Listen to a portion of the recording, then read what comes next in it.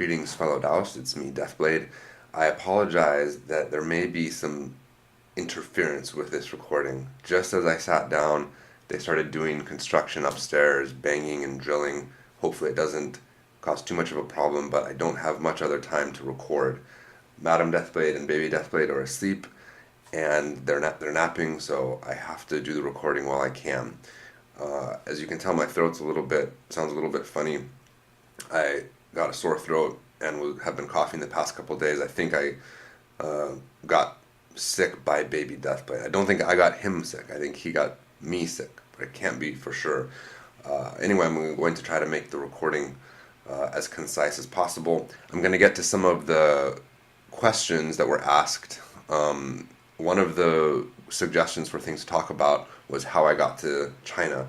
So I'm going to tell the story really quickly. I'm going to try to make it as succinct as I can, and I'm going to leave out some details about my personal life because I don't want to get into too many details about some things. Long story short is that before moving to China, I had traveled here a couple times, really liked it, always been interested in Chinese culture, and I had been studying Chinese for a couple years before coming to China. I was working at a really cool job in New York City in the game industry, the computer game industry, casual games. But it was a really awesome job. I lived in Manhattan, Chinatown, and from there I could walk to my job in the financial center, and it was really cool. But after working there for a few years, I saw the writing on the wall about that company, and I knew things were going to be going south, and I decided, hey, why not go to China? I had been planning and kind of considering wanting to do it for a long time, and I figured that was the perfect time to do it. Sure enough, by the way, after I moved, barely a year or so after I moved, the company was sold, and I'm pretty sure everybody lost their jobs. I didn't actually check in about that, but I know the company was sold. And another interesting fact, true story, about a year after I left New York City and came to China, I saw on the news that the apartment building that I lived in, and in fact the unit that I lived in, caught on fire. The entire building burned about a year after I left. So I guess the stars aligned, so to speak. I got to China. I initially went to a pretty small city. I did that on purpose because I did not want to go to Beijing, Shanghai, Shenzhen, some of those really big tier 1 cities. Incidentally, the cities in China are ranked by tier 1, tier 2, tier 3. The tier 1 cities are the ones like Beijing, Shanghai. Coming from San Diego and having lived in New York City, I know what big city life is like. And I had also traveled here, and the big city life in China is even worse, in my opinion, at least in terms of the things that I like or don't like. I just didn't want to go to one of those super giant cities. So I started out at a very small city, teaching at a university, and after about a year there, because of a variety of different circumstances, I did not renew my contract with that school, and I tried to do my own business, a little school of my own, and it didn't really fail, but it didn't really do awesome. It was doing okay, but the guy that I was working with, Chinese guy, was not taking it very seriously, in my opinion, and I was just not really happy with how things were going. And around the same time, through a course of events, different relationships, I got a job offer at a nearby city, a bigger city, and I hopped on the train, went over to check it out, and it was great. So I decided I'm gonna take this job. And when I started at the new job, it's a school, by the way, training school for children to learn English, and a little bit more complicated than that, but basically it's an English school. So I took the job, and it's in a little bigger city, the capital of Hebei province. Still not a tier 1 city, it's a tier 2 city. But the other city, the original city, was a tier 3 city. So this city's a lot bigger. Since I've come here, it's experienced massive growth everywhere, like everywhere in China really, but it's even different now than it was when I got here. And when I got here, because of how things had gone with that business, after I told the guy that I was going to leave, he just stopped working on it and stuff, and I was living all off of savings. And basically, by the time I got here to this new job in this city, I had no money at all. In fact, for the first month or two, I had to borrow money from people that I met here, new friends, just to be able to, eat. And in fact, I took advantage of the free cafeteria food. The company that I work for is part of a larger company. They had a cafeteria. I ate there all the time because it was free.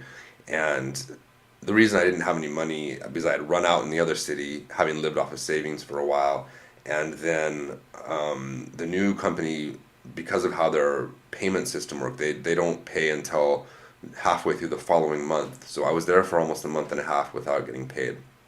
Now from there, I basically started to work my way up in this new company, and so we'll pause it there for a second in terms of the working at the school. And now we're going to get over to the translating, because it was around the same time, I think in the first year that I moved to this new city, that I decided that my my reading ability in Chinese was atrocious. I could barely read signs on the street. I mean, I knew a few hundred characters at that time, maybe 1,000. It could have been more than 1,000, but even that is not enough.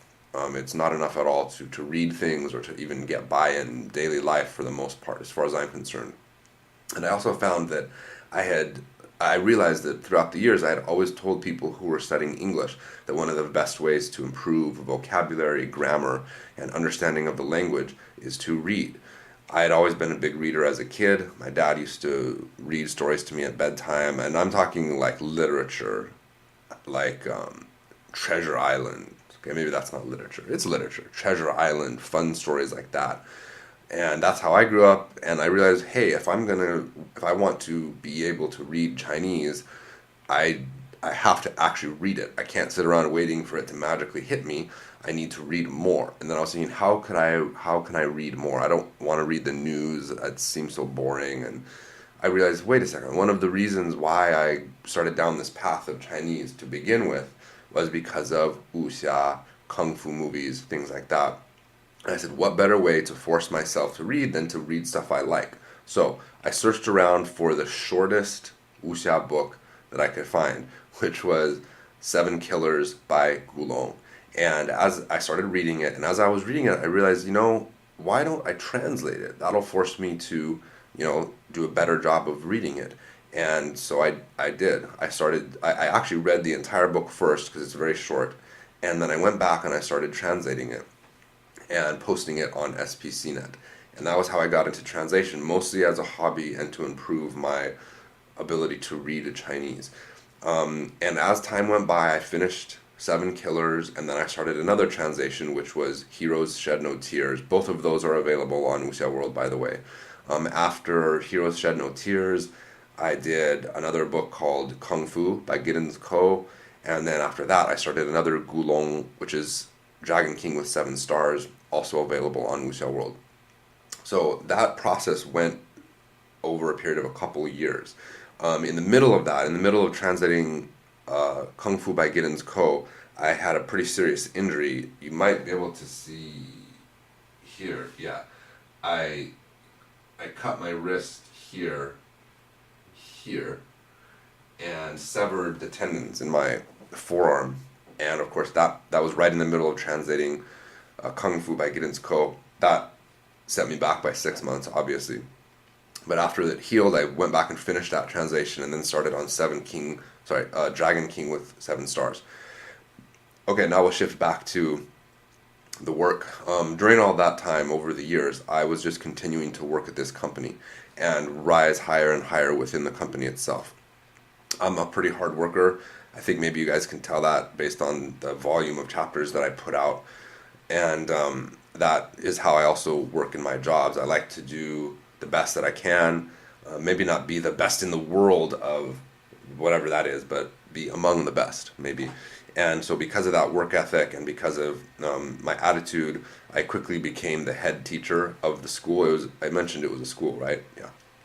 I became the head teacher, managing the Chinese teachers and the foreign teacher staff. And I think at the height of when that school was doing really good, I was managing something around 20 or 25 people in the teaching department. At the same time, also teaching myself writing lesson plans, doing everything that you can imagine, from hosting events for the school in Chinese or in English, going to outside schools to teach, going to Beijing to the corporate headquarters to do stuff. It was a lot of stuff. And of course, okay, now we're going to switch back to translating. So as I was getting close to the end of Dragon King with 7 stars, that was when Ren Woxing, RWX, Ren, contacted me, because at the time we kind of knew each other a little bit through the translation community, and he had just recently, at that time, a few months before, I want to say 6 months or so, had started Wuxia World, and it was just Coiling Dragon. I think Skyfire Alley, I think he had put a few chapters up, and I think there was one more. I want to say it was GGP with, I forget what it was, but there was like nobody on there except for him and one other person.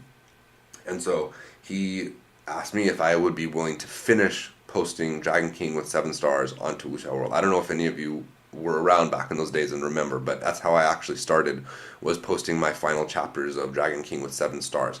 As it got to the end of Dragon King with 7 stars, I was trying to decide what to do next. I really wanted to do an original novel, and originally, at the beginning, he agreed to let me do that, because back then he had been planning to kind of do what Gravity Tales has done, which is original content and the translations. Later on, he changed his mind. No original content. My Legends of Ogre Gate is the only one that will ever happen on Wuxia World, I'm pretty sure. So anyway, but way back then, he hadn't made that decision, and he agreed to let me post my own original web novel there. But he strongly recommended that I do a translation, and strongly recommended, of course, 我与风天, which is I Shall Seal the Heavens. And after a lot of thought, going back and forth, I ended up deciding to do the translation. And that's, how it all started. Some of you were definitely around back in the early days of I Shall Seal the Heavens, and just, went on, got popular, and I got more and more busy. I started out with 5 chapters per week. It quickly went to 7 chapters, and then 10 chapters, then 12 chapters, and more. And of course, the whole sponsored chapter thing was a part of that. Now, shifting back to my job, these two things are kind of happening at the same time. And almost at the same time that I Shall Seal the Heavens is starting to get more and more popular, and I'm doing more and more and more chapters, I'm also getting more and more responsibility at the company in my position as the head teacher. And that just continued to go on and on and on until it was starting to conflict a lot. And it was getting hard to do both. Of course, also in the middle of all of that was baby Deathblade. So as you can imagine, a lot of things are going on. And you all know, for the most part, what happened after that was eventually I decided to leave that company and focus 100% on translation. That process took a really long time, because I had to arrange for somebody to take over a lot of my other responsibilities at the company. This city is not an easy city to get people to come to. Number one, a lot of times there's pollution problems. Number two, it's just not a popular city. So it took a long time to finally get all of my responsibilities handed over. And when that happened, actually, I made the announcement and went full time even before I handed over all of my responsibilities. And then little by little, I handed more and more and more over. I'm still technically an employee of that company. The reason being that they take care of all my visa stuff. And that company has good relationships in the city. And because of that, I don't have to worry about the visa and the residence permit. They do everything for me with the police department. And I go in once per week, 1 day per week, to do some things there, to observe teachers' classes and, give them feedback or grade them. And also to write some lesson plans. And I have one class that I still teach. It's just about 2 hours. One of my favorite classes. I decided to keep it, and once a week I still teach that class. The kids are amazing in that class. And so here we are today. That's pretty much my story of how I came to China and how I came to the position I'm at now. A few pieces of advice: if any of you are learning Chinese, I advise you to work hard and don't give up. It takes a long time. I mean, it takes years and years to get to the point where you can achieve whatever goal it is that you set out. If your goal is to read web novels, you're looking at a few years minimum. If you're looking at being able to talk, that's a little bit different. You can definitely learn to talk and converse and reach a conversational level sooner than you can when it comes to the reading. Um, I'll do another I'll do another recording later on with more advice about learning language. The last thing I want to say is if you're interested in coming to China and you want to teach, you can always send me a message. I know a lot of people in this city, and the company my old company, which is technically still the company I have my visa through, that I go in once a week, is always looking for teachers. Unfortunately, it is the school is supposed to be like an American school, and so they only hire North American teachers. Um, have to have a North American passport and have to speak North American English with no foreign accent. So unfortunately, even if you're a native speaker of English from Australia, South Africa, United Kingdom, or wherever, unfortunately, that school can't hire you. But if you're really dying to get to China, send me a message. I can pass the resume around because I have a lot of connections to other teachers and schools here in China. And this recording went way longer than I had anticipated. Oh my goodness, 16 minutes. I'm going to call it a day for now. Thank you for listening if you've gone all the way to this point, and I'll see you next week for podcast number 3.